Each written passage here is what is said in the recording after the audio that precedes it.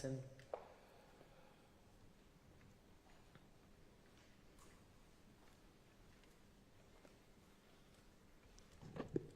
Thank you. Thank you.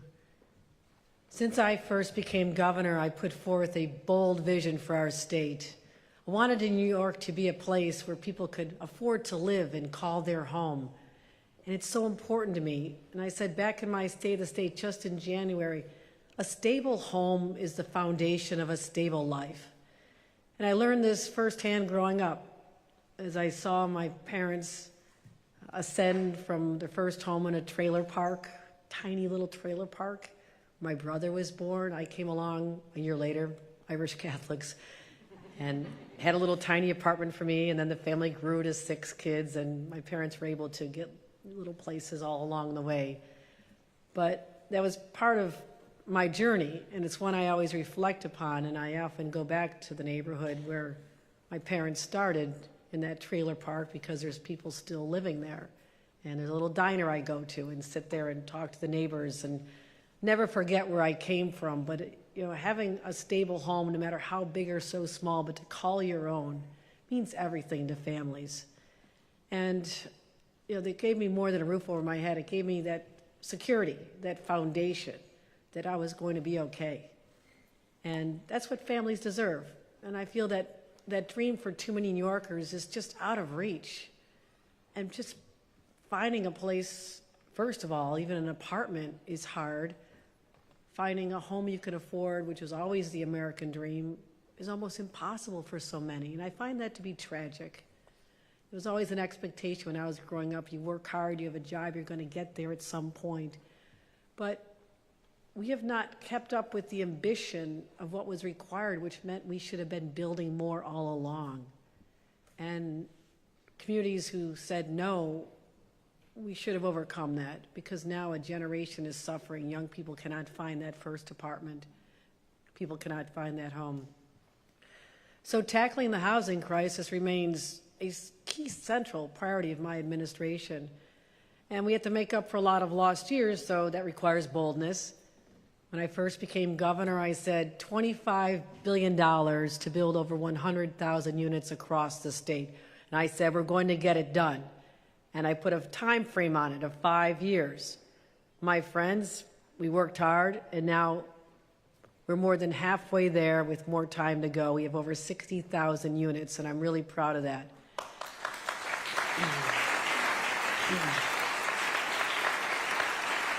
And a year ago, after a lot of people saying it couldn't get done, we struck the most extensive housing deal in half a century with our state legislature.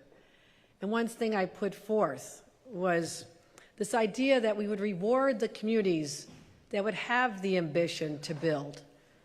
And I'm really proud that Syracuse, under the leadership of our mayor, was one of the very first communities to step up and say, I'm in.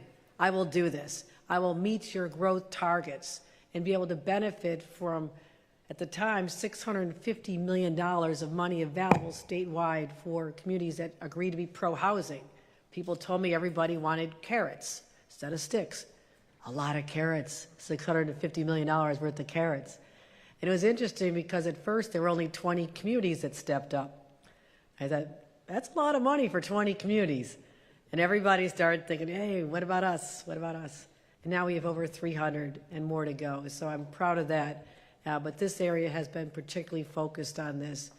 And this area has suffered from decades of neglect, disinvestment. But now, and you've seen this, there's so much happening here. I-81 is no longer a pipe dream. We're going to finally heal a community that was severed so many years ago. And I saw it firsthand as a Syracuse student. I didn't understand why we almost never went to this part of town. It was so close, it was right there. But it was 2 different worlds. It was wrong. And so many people, people who graduated and wanted to stay, or people who've lived here all their lives. But now we're at a new chapter with I-81, and we just announced the on-ramp in Syracuse, only 4 locations in the state, which is going to be a training center for the jobs of tomorrow. So excited about that. But it's not like when I was growing up in Buffalo or knew about Syracuse and Rochester, where you just hope the jobs come someday. Maybe they'll come. They're coming. And Micron is going to be the catalyst for so much development here, excitement, investing in our community in a way that is profound. This will be one of the greatest achievements of any administration, is to have the largest private sector investment in American history going on right now, and we fought hard to get it here. And it's happening. And here's why it is so important to build housing. More people are going to move here. People are going to discover this region. And when I was trying to, during our courtship with Micron, I spent a lot of time with the CEO and his principals talking about how magnificent Syracuse is. It's literally the heart of the state. And to the north, you have the Adirondacks and the beautiful St. Lawrence River and charming communities. And to the south and east and west, you have Finger Lakes that are amazing, charming towns, a vibrant downtown, universities. This is a place on the go, and it's a quality of life, which is second to none. I sold them on the quality of life here. They could have gone anywhere, and they're about to. So I'm going to deliver on that, not just for them, but for the people who've never given up on Syracuse, the businesses who always believe through some tough times, a recession, a pandemic, inflation, another recession probably coming, but we are tough and resilient here in Upstate, are we not, my friends? We are as tough as they get.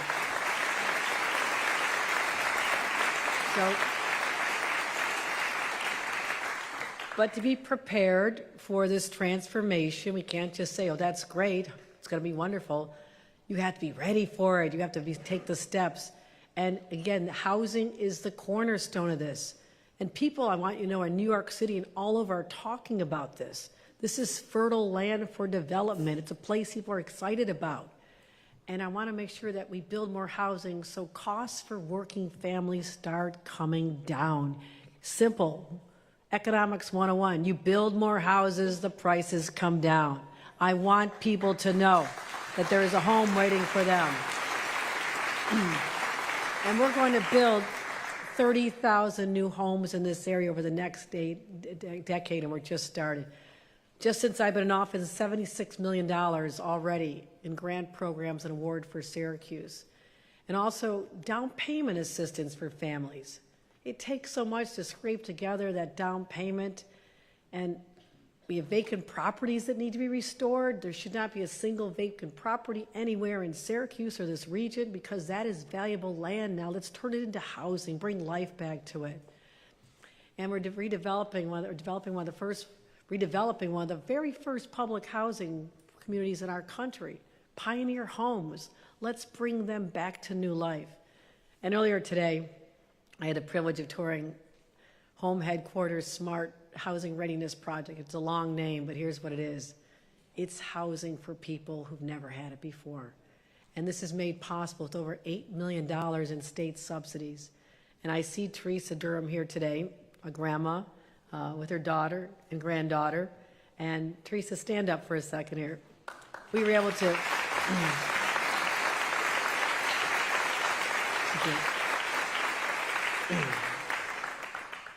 I was able to tour this beautiful single-family home. It has a little patio on the back. You must sit out there and look at the flowers growing in your garden. Invite your family over. She doesn't like to cook. I said, that's okay, I don't either. A lot of good takeout. Pizza at the Varsity is really good. I used to work there. But to be able to hand her the keys to this home, she's a grandma. It's the first time she's ever been able to own her own home. She was crying. I wanted to cry, because this is transformational, not just for a region, but for people. That's what we're doing this for real people. Give them a chance. Let them know they matter. They have value to us. And that's so important. Just a few months ago, that houses looked like just a jumble of 2x4s, and now this is the first of 6 here. And there'll be over 40 homes in this area with this support. And this is just getting started. So Teresa will be able to welcome her family, have cookouts in the backyard, meet the new neighbors who also will be very excited about this. And I really believe that these investments are so important, because it's not the dollar amount, it's the people that we're serving. So I've doubled down on our budget on Syracuse's future. As we build more housing and welcome more people, it's really, really, really important that we have first-rate medical care for everyone. That's why this budget, I'm announcing $450 million to redo the emergency room at Upstate Medical Center. Dr. DeMond, I thank you. Thank you for all you do at Upstate.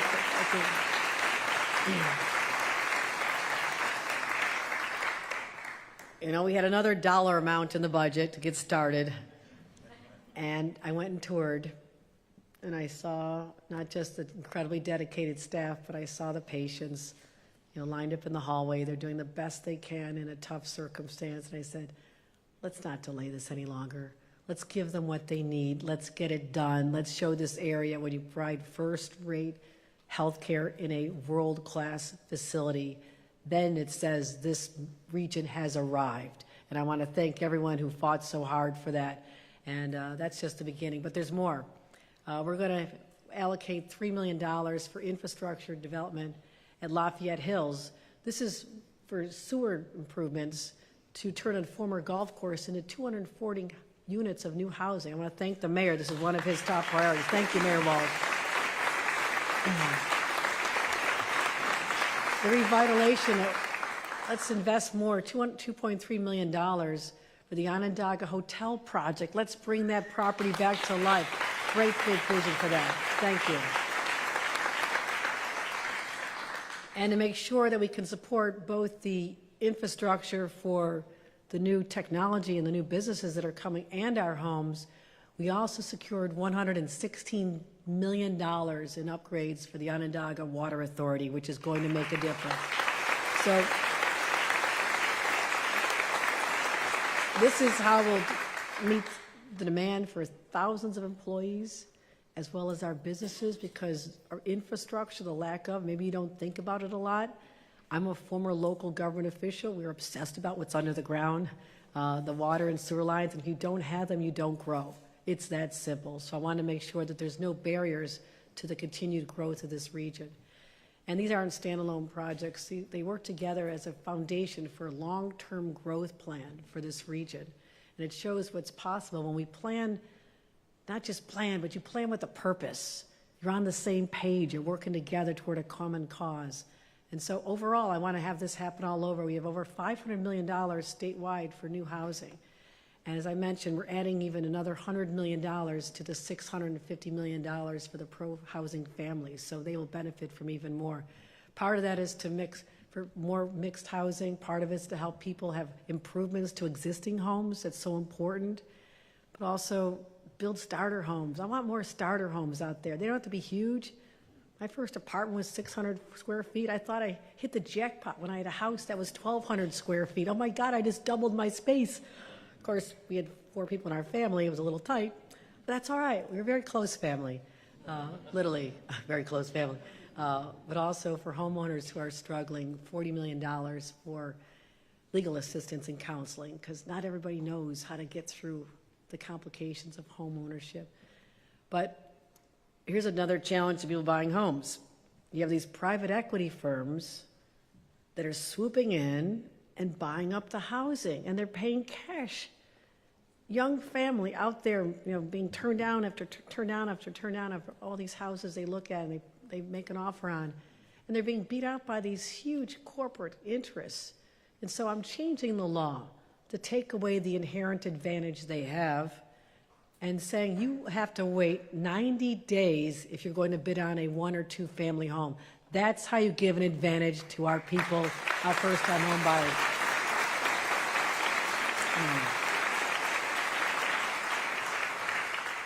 So back in January, I made a vow. I said, your family is my fight. Fighting for public safety, we got it done. Fighting for more affordability initiatives. If you look at the details, it's up to $5,000 in people's pockets. That'll help pay the rent. That'll help pay the mortgage. But as I said, there's fewer things in life more important than the stability of a safe home. And I want more people to have that key opening the door for the first time like we did for Teresa, because that's what this region deserves. And and I will fight to make that a reality. Very proud to come back to Syracuse, and thank you, everyone, because we are just getting started.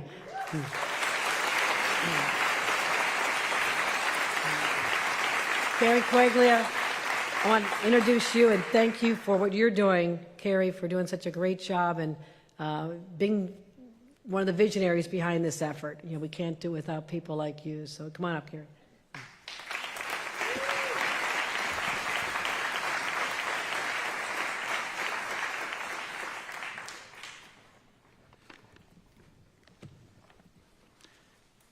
Thank you very much, Governor. You know, we could not have been more pleased today as our first-time home buyer, Teresa Durham, walked through with Governor Hochul and Mayor Walsh through the lovely new home she's purchasing at 229 Loomis Ave. The house is absolutely beautiful, but it's also smart, and that's why we call the effort smart housing here in Syracuse. It's super insulated. It has an I-Star rating. It uses heat pump technology for heating and cooling, so there's no fossil fuels. It should be comfortable and inexpensive for Teresa and her family to maintain for a very, very long time. And nobody's going to ask you to move from there. So you're all set. Now, this is the first home that we sold under the state's new Affordable Home Ownership Opportunity Program, also known as AHOP. Under this program, for the first time ever, the state provides a deep subsidy for new construction of affordable housing. Under this program, Home Headquarters will complete 40 new affordable homes this construction season, provided the rain never stops. I'd like to give you some perspective here. I'm sure many of you read Tim Knauss's article just yesterday about the possibility of building new homes with less subsidy on vacant lots, and to see if the private market could absorb those. For that article, Tim asked us to give him an idea of how many homes we had built over the past, say, 10 to 12 years. And we came up with 110 homes that we've built over, say, 12 years. Well, that may sound like a lot, but it's really sort of a drop in the bucket. Because by comparison, with these new state programs, thank you, Governor Hochul, the AHOP program and the new block-by-block program, we'll construct a total of 50 new homes this year alone, and we expect to replicate that effort year after year after year. Thank you. So these are just with a couple of the new tools that are available for new construction. But we'll also continue to utilize existing state programs such as the Legacy Cities program, the Affordable Homeownership Development Program, to rehabilitate 40 to 50 vacant homes per year for properties that we acquire from the Land Bank or from HUD or from Fannie Mae. And we'll also sell those as affordable housing with subsidies that we get from the state. Now let's shift gears just a little bit from property development into home ownership, home improvement. Here again, the governor and the legislature have given us new tools to assist low and moderate income homeowners. Home Headquarters applied for and received $5 million for the city of Syracuse under the new THIP program. It stands for Targeted Home Improvement. That's helping fix up owner-occupied properties for the people and neighborhoods here in Syracuse that need it most. Similarly, we received a major award from the state's new Resilient Retrofits program, which seeks to make homes more flood resistant and resistant to the storms that can seemingly blow up anywhere at any time. There's also a new state program called the VRIP program, which seeks to help mom and pop landlords in fixing their vacant units so those vacant units can be occupied, also adding to affordable housing. When you add up these new state resources to Home Headquarters' existing home improvement programs, we expect we will help more than 1,000 owner-occupants with their home improvement needs in this year alone. It's pretty incredible.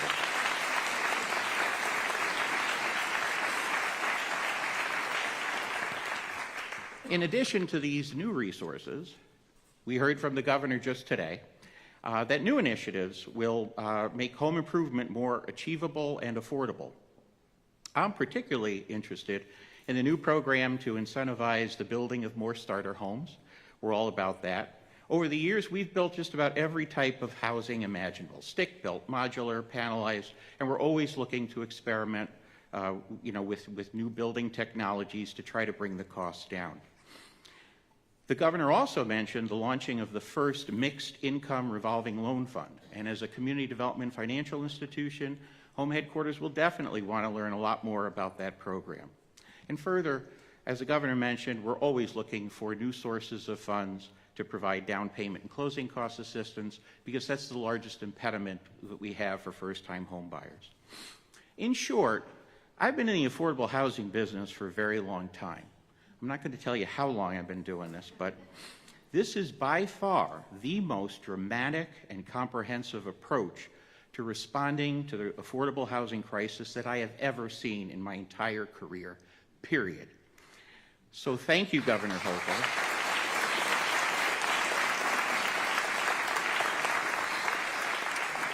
And on behalf of the thousands of people that Home Headquarters helps every year, we ask you to please keep it coming.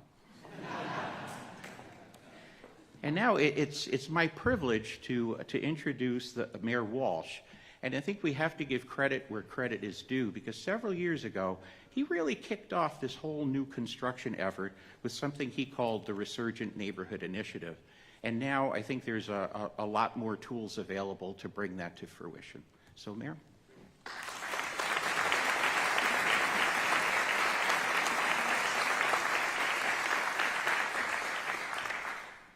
Thank you, Carrie. For those of you that don't know Carrie or Home Headquarters, hopefully you got some insight into what is one of our true secret weapons in the housing game in Syracuse. So let's give it up for Carrie and his team at Home Headquarters again.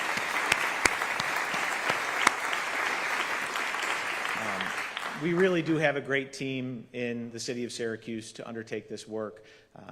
They're members of the Common Council here, and while, again, we don't always agree on things, including the budget, we have always been fully aligned on housing, and so I want to thank the Common Council. Our Deputy Mayor Sharon Owens is here. Thank you, Deputy Mayor Owens, who has overseen the Resurgent Neighborhoods Initiative. But as Carrie said, this is not something that started overnight. This has been years in the making. And we've had the local political alignment and will. We've had the vision and the plan. We've had the partners like Home Headquarters and the Land Bank that have been ready to go. What we've been missing largely was the resources, and that's where Governor Hochul has come in. I cannot tell you how many conversations that we've had about housing, and every challenge that I've brought to the governor, she has solved with real resources, as evidenced by what we're here talking about today. When I presented the challenge that we had with the Syracuse Developmental Center, the governor delivered, and now that sprawling complex is almost completely demolished, and we will begin, hopefully later this year, building hundreds of new units of housing. When we talked about the Maria Regina project up on the north side where my mom went to college, the governor delivered. And I do have to give a shout out she has a great team. Lenny Skrill in particular from HCR we've been working Lenny hard, but you delivered on Maria Regina, and we expect to close on that later this year. When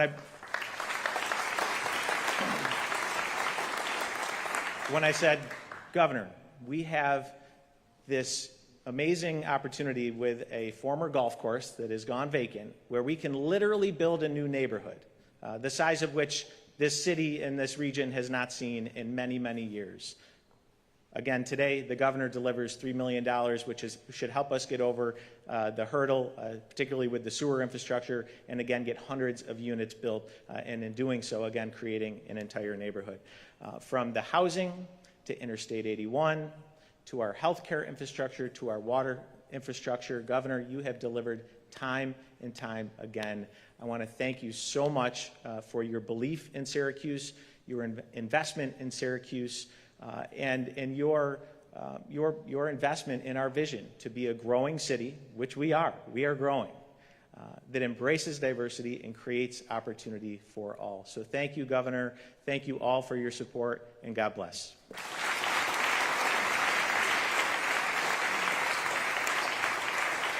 Thank you, everyone, for attending today's event. That is the conclusion of today's event. Please exit through the back doors and turn to your left. Thank you again for attending.